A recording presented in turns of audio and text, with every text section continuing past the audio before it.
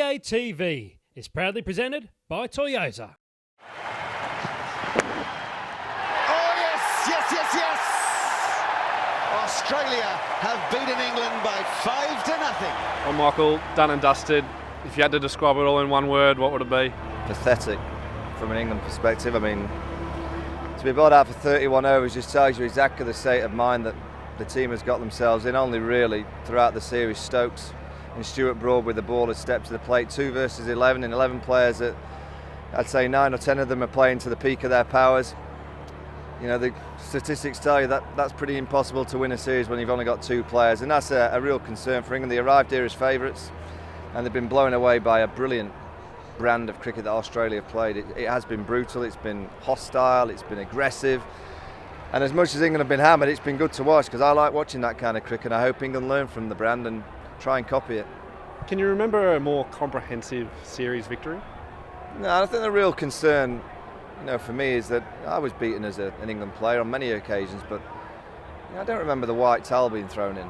I felt the towel was thrown in today in the second innings. I know the series has lost yet, they're going to lose 5-0, but to be bowled out in 31 overs, and the manner of which they were getting out, it just told me that the white towel was left on the length and they thought, right, let's get on the plane. But it was a one-day series and it could be nasty as well. And it's a real concern that England haven't evolved over the years. They played this attritional brand of cricket which worked in 10-11. Everyone will start saying, the schedule wasn't right for England. Well, it's the same as 10-11 we won in that series. So it's just a fact that this Australian team are better than they were in 10-11, a lot better, miles better, and England just aren't quite as good. You've suffered from a heavy Ashes defeat but then bounced back. How do England bounce back from here? Well, I think the tunnel's dark, but at the end of that tunnel is a bright light in Ben Stokes.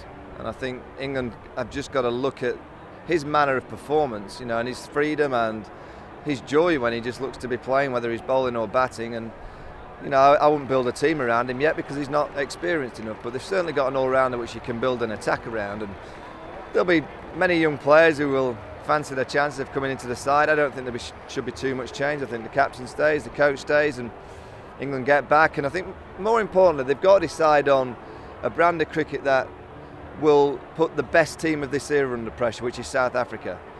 I think England have played a style of cricket for a few years which has just been safe, and that's not going to beat the best in the world. So I hope Alistair Cook will say, right, I want to play this style of cricket which would potentially beat South Africa, and then pick the personnel around that brand of cricket.